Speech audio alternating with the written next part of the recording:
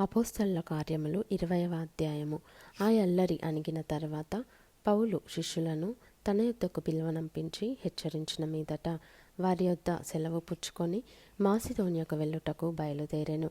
ఆ ప్రదేశంలో యందు సంచరించి పెక్కు మాటలతో వారిని హెచ్చరించి గ్రీసునకు వచ్చెను. అతడు అక్కడ 3 నెలలు గడిపి ఓడ ఎక్కి సిరియాకు వెళ్ళవలెనని ఉండగా అతని విషయమై యూదులు కుట్ర చేయుచున్నందున మాసిదోనియా మీదుగా తిరిగి రావాలనని నిశ్చయించుకొనెను.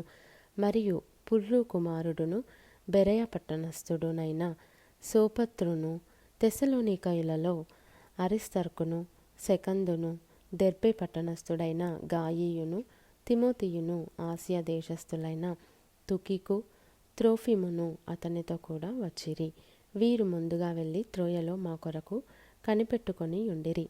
పులియని రొట్టెల దినములైన తరువాత మేము ఓడ ఎక్కి ఫిలిప్పి విడిచి 5 దినములలో త్రోయకు వచ్చి అచ్చట వారి యొద్ద 7 దినములు గడిపితిమి.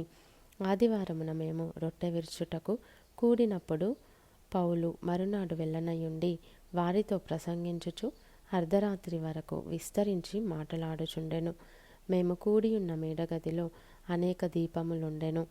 అప్పుడు ఐతుకు అనునొక యవ్వనస్తుడు కిటికీలో కూర్చుండి గాఢ నిద్రపోయి పౌలు చాలాసేపు ప్రసంగించుచుండగా నిద్రాభారము వలన జోగి 3వ అంతస్తు నుండి క్రిందపడి చనిపోయిన వాడై ఎత్తబడెను. అంతట పౌలు క్రిందికి వెళ్ళి అతని మీద పడి కౌగులించుకొని, మీరు తొందరపడకుడి, అతని ప్రాణం అతనిలోనున్నదని వారితో చెప్పెను.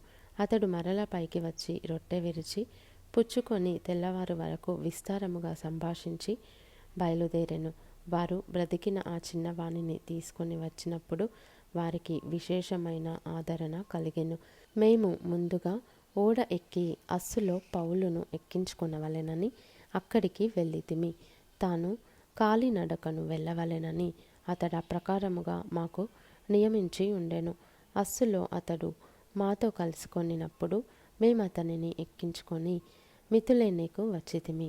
అచ్చట నుండి వెళ్ళి మరునాడు కీయోసునకు ఎదురుగా వచ్చితిమి.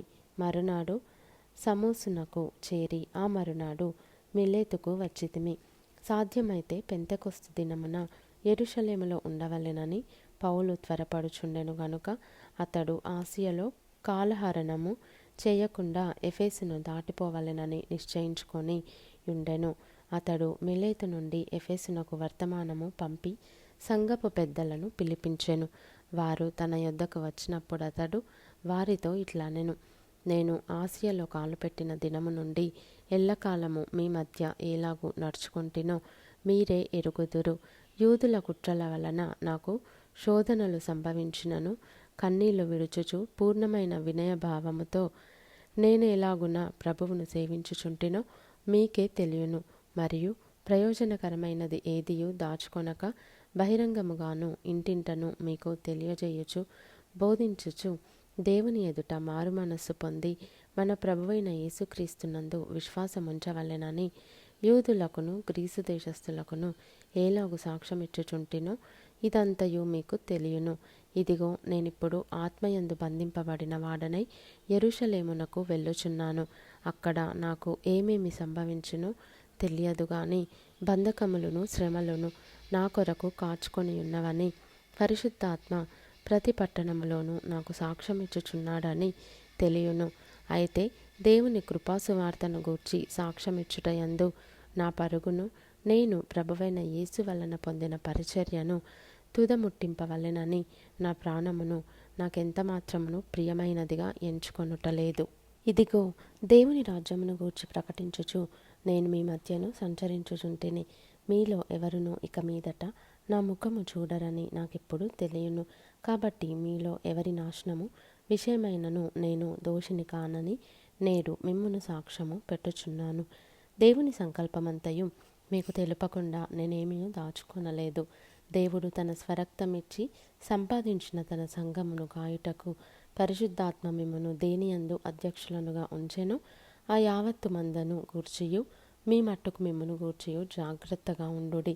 నేను వెళ్ళిపోయిన తరువాత క్రూరమైన తోడేళ్ళు మీలో ప్రవేశించునని నాకు తెలియను.